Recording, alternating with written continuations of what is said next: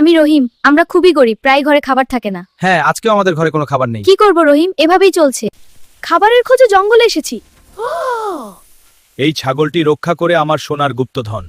রহিম, তুমি যদি ভালো মানুষ হও আমি তোমাকে সাহায্য করব। ওয়াও, তুই কথা বলতে পারিস। হ্যাঁ, চল।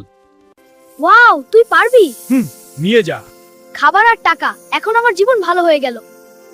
শুনেছ, বনে একটা সোনার ছাগল আছে। সোনার ছাগল? আমি ওটা চুরি করব। হুঁ, এটা আমার হবে। হ্যাঁ, এটা মজা।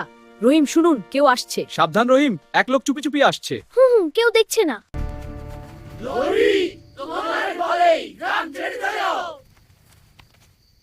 রহিম ও তার জাদুর ছাগল সুখে থাকতে থাকে। রহিম তার পাওয়া সম্পদ দিয়ে গ্রামের গরিব মানুষদের সাহায্য করে।